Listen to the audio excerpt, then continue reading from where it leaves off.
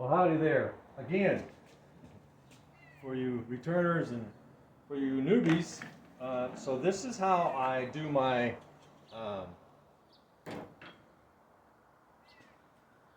screen board. So for my tacky board, I just cleaned this one up. It was loaded, but fortunately, it had 0 varroa mites. Now I've got drones coming out, right? Which is to say that's the varroa mite's favorite place to reproduce is in the drone cell. And after my inspection, just a few moments ago, I'm happy to report I have 0. So you can see here, I've got the way I've got this set up. Now, I can use whatever size, cut it whatever thing I need. So I'm making this flush. So what I like to do is I have different sizes of these, and I'll take a look at the flow when I get up. You know, typically the flow, everything really starts to pick up around noonish. Depends upon the weather. If you had a cold morning, I think it was in the upper 30s this morning. So when it's cold at night, they're slow to come out. It's like, dang, it was a cold one. Come on, Mary, we need to start moving around. So when it was a cold, when it's cold nights, I notice they don't come out until like, geez, sometimes 1 o'clock is when they really start to roll it. Now, they'll come out early in the morning. Some of them have bigger coats, I suppose. I see some awful furry bees. They actually look like they are carrying a coat on. It's white, and it sticks above their body, and they look like they have a burqa on. And I kid you not, I got some girls that look like they're wearing a burqa. Big, fuzzy white coat around all their backside, up and around the back of their neck. And those girls seem to be the ones that are out first. Ooh, no, it's still bright. So what I do is I take this stick, right, and I'll say, what's the activity? I come out there and I go, okay, what's the activity out there? And I go, huh, not much. I think I'll just leave that for now. So I got a little port, because what that does is it prevents marauding. There's other bees that, I don't know, maybe they're more adapted to that kind of weather. So they're going to come out at daybreak, and they're going to go in and try to raid that hive when all the girls are going, did you see that person bee just walked by? So, I get the shotgun. Where's the guards at? I don't know, I think they fell asleep on the job. And so I keep this, I like to keep something like that overnight. So when at the end of the evening, I'll try to get something closed down like that. And if I don't have that set up, I've got something like this set up. So what happens is, in the morning, or when I take the stick out, if this is what I have, I've got something blocked off like this maybe, you know. So what I'll do is, I'll come out and I'll see that maybe a bunch of them are fanning up here. I got a bunch of fanners. I got the fanners out here going on to the inside. I've got the other in and outies coming in and out with their food. I go, okay, time to change up the entryway. Daddy's got a brand new bag. And so I'll open all that up. And when I do that, slowly over a few minutes, all the fanners, except for the ones that are hanging up here still going at it because they're not getting ran over when they're trying to fan as bad, right? So all the fanners slowly move out of the way of the trajectory of the in and outer. So what I end up with every day is all the girls going in and out with their food to bring it in and out, whatever. They all end up over here. And all the fanners end up over the other side. So what I do, once they get mostly over there, I'll take a little block. They really appreciate this. I've watched them go, I'll be doggone, they like that block. So I'll take that block and kind of center it, depending upon how many fanners are over there and how many girls are coming in and out. So if I have a lot of girls coming in, let's say there's a lot of navigation going on, so I've got thousands of girls coming out for the first time, you know, I'll slide that over a little bit.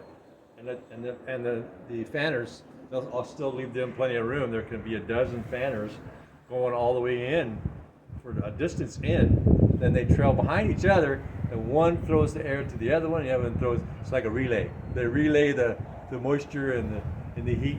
They relay it until it's out. Right? One fan hits the other fan, hits the other fan, and boom, they're successful. They accomplish their task. And so I'll be able to shift this based on what activity, and then I go, okay, that'll do for now. Then I go about my daily business, like cleaning my garage. If you had seen this garage the other day, oh my gosh, you would, if you'd opened this garage door and took a peek in there, you go, okay, there's something wrong with this boy. He is so dysfunctional.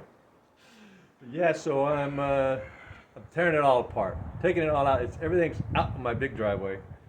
Here, I'll just show you real quick. Everything's out in my driveway, all my junk.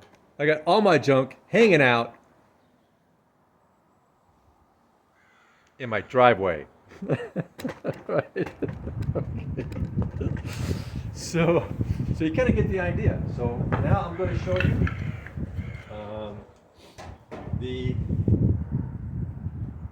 the underside. The main thing. These are all my frames. I built them, just some scrap wood I had laying around there. Oh, that's the right dimension. I'll cut that down. So I built all these frames, and those girls, and I just slid them in there, and they're filling these out right now. Every row is got activity, because I can see it on my bottom board, my tacky board. I pull it out, and they're busy on every row. And I had sections where they're like this, nothing, and I've got stuff dropping underneath each row, so that means they're filling it out. I don't like to take my hive apart. I just kill too many girls. I don't see the necessity of that. When I'm ready to do a split or something like that, yeah, I'll do it because I need to. But just go in there and just to take them apart because, I don't know, I feel like it, or some other nefarious reason to me, yeah. For me, taking my hive apart is going to probably only be when I'm ready to make more hives. Other than that, I'm going to leave them be. So I'm going to show you here what I did. So what I got is, you can do this any dimension you want, but you want enough distance at the bottom to get your whatever size of panel that you're going to use. I just got this from behind Walmart. They have big, huge rolls, so they redesigned something. And they threw them in these big, huge dumpsters, and me and my wife at the time were driving by them. We saw that. And we both looked at each other like, that would make good garden borders. Really strong, durable stuff. Oh my gosh. And it's BP free, so yeah, the glue stuff goes on the bottom. Bees never come in contact with it. It's not a problem. It's not a problem. And I've been using it for 8 months. And the bees are doing great, right? So here you go. And so what I did is I just took 3/4 inch on the bottom. And so I put it on the bottom. And I got the other, I got a smaller one here somewhere. Well, oh, here it is. So now this is my double screen board. So what this will do is, say if I wanted to, it's coming in winter time, I got some weak hives maybe or something, and I can literally put this in there and combine those two hives with them never coming in contact. But then they'll share all that heat and warmth. Or if I haven't got another one ready and I say, oh, I want to put something like that in there because they're getting really hot, they're doing a lot of bearding, and I don't have something on that particular hive, I just lean that hive for, boom, and I can put couple strips here, so I can slide a tacky board if I wanted to, or I can just have something where some strips here on setting on something and sleep wide open in the summertime, so all the roll mites and all the other whatever stuff drops straight to the ground. Just whatever you feel like it at the moment, right? And so you can see it's really simple. What I do is I just take some wood and I cut it in whatever widths I want. And of course your dimensions have to be that of your hive. Some people have strange size hives, so you got to go with the flow of what you know. And so I can just drop this like that up here. I can go like that, grab another box of hot bees that are maybe struggling, and that'll make them feel more confident. Like, wow, there's hot down there. And they'll share those queen's pheromones, because sometimes queens, you'll have multiple queens in one hive, and they get along just fine. Mostly, not so much. But sometimes you can have 2 queens, sometimes 9 queens, depending upon the size of your hive, in one hive. And they work symbiotically with each other. They work fine. But I would never try it on purpose. It may take a lot of tries before you're successful at that one. So, yeah, I'm just going to keep my stuff straightforward. And so you kind of get the concept there. So what I did was, with my screen, I've got a 50-foot roll of 1/8" hardware cloth. So I just thought, you know what? I don't know how many I'm going to build. I'm not going to buy 1 square at a time. I did the math, on how much 1 square costs compared to just buying a 100-foot roll. Okay, that's a no-brainer. I'll always have it. I can use it for other things if I want to, chicken coop, whatever I want to do with it, right? So, got a big old 50-foot roll. Well, it ain't 50 foot anymore, but still close. It's big. Here, maybe I'll show you. So, back here in the corner. Oh yeah. So, this is when I melt my wax down. So I got a roller.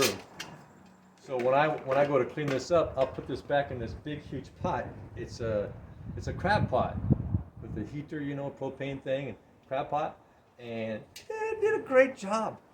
Yeah, I was able to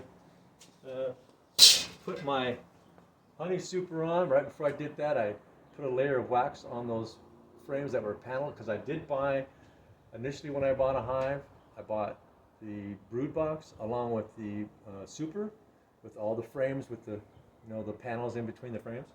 That was the first hive set that I bought, and I have never had any of my supers get filled yet, or even drawn out on the comb, because I've been too busy trying to build my hive. Honey is not important for me. Still, what's important is I build my hive and then build my hives, and then I can focus on, oh, okay, I've got 5, 10, 12 hives. Okay, now I'm going to focus on honey. In the meantime, they're going to get it all as I do my splits. So here's my roll. So I got 50-foot roll that I can cut out any size of dimensions that I want. And so if you were to invest in one roll, of course, I use it for other things. Not just beehives. I thought, oh, boy, that screen will work great for that. And so 8" hardware cloth. And if you just invest in the one time, that'll probably be it, man. No more investment in that stuff. That's just one more thing you don't have to buy down the road. Oh, I ran out of those little squares. I need to buy more. Oh, I ran out again. This homie don't play that. It's like, I project down the future, I go, am I plan on doing this for a long time? I answer my own question, and then I make a decision. So there you go. That sits right up on top of that. Snug as a bug. And this sits right on my elevated piece there. And then I just take my sticks and slide that in there. The bees are coming in and out. And when I want to check my panel, my next hive, the panel will be in the back. I hurried that one up last year, the one I'm doing right now. I hurried that one up so fast, I wasn't even thinking about whether I'm going to get it in the front or back. I just wanted to get it together.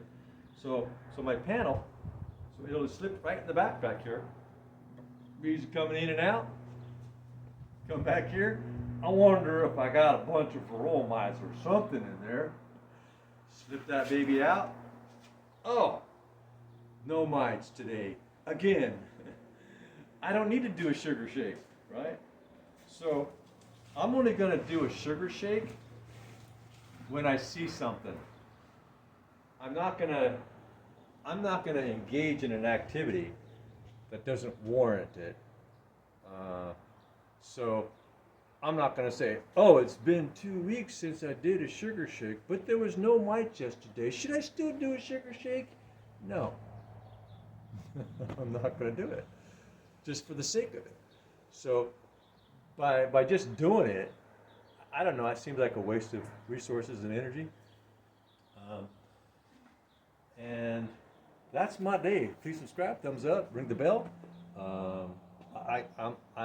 I'm a very creative person.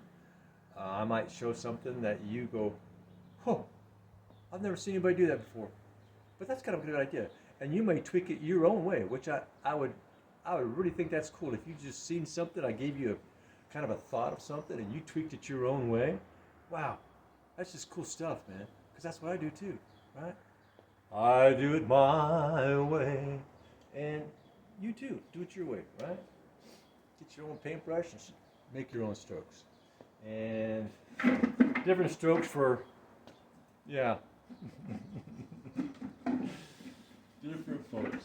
And so, there you go. You have a wonderful life and good day.